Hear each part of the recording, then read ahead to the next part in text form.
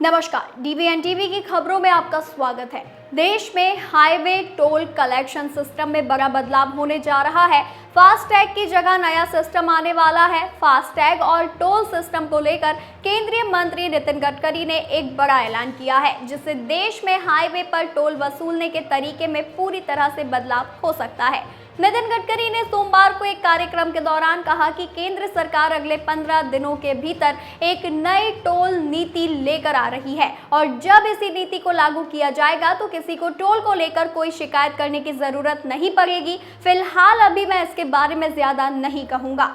GPS based toll system में वाहनों में ऑन बोर्ड यूनिट यानी OBU नाम का एक डिवाइस लाया जाएगा, जो अब तक चल रहे फास्टैग सिस्टम की जगह लेगा। ये डिवाइस GNSS यानी ग्लोबल नेविगेशन सैटेलाइट सिस्टम तकनीक के जरिए गाड़ी की मूवमेंट को ट्रैक करेगा। जब कोई वाहन हाईवे पर चलेगा तो वह कितनी दूरी तय कर रहा है उसकी रिकॉर्ड OBU के जरिए होगी। बता दें, उसी के हिसाब से टोल की रकम तय की जाएगी और वो ड्राइवर के बैंक खाते या डिजिटल वॉलेट से कट जाएगी। यानी जितनी दूरी आप हाईवे पर तय करेंगे उतना ही टोल आपके अकाउंट से अपने आप कट जाएगा। खास बात यह है कि लोगों को टोल प्लाजा पर रुकने की जरूरत नहीं होगी। शुरुआत में ये सिस्टम ट्रक और बस जैसी बड़ी गाड़ियों पर लागू होगा, फिर धीरे धीरे सभी प्राइवेट व्हीकल और गाड़ियों पर लागू होगा। यह सिस्टम भारत के अपने सैटेलाइट NAVIC पर चलेगा, जिससे डेटा देश के अंदर ही रहेगा और सुरक्षित रहेगा।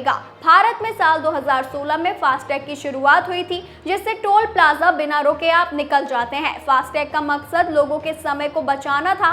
इसमें RFID टेक्नोलॉजी का इस्तेमाल होता है। गाड़ी के शीशे पर एक टैग लगाया जाता है और टोल प्लाजा पर लगे स्कैनर से वह टैग स्कैन होता है। इससे टोल अपने आप कट जाता है और कार बिना रुके टोल पार करती है। लेकिन पिछले कुछ सालों में कुछ दिक्कतों का सामना लोगों को करना पड़ रहा है, जैसे ज्यादा भीड़ होना, तकनीकी खामियां और या कुछ लोग टैग का इस्तेमाल करते हैं। लेकिन इन्हीं सब परेशानियों को देखते हुए सरकार आधुनिक सिस्टम की तरफ ध्यान दे रही है।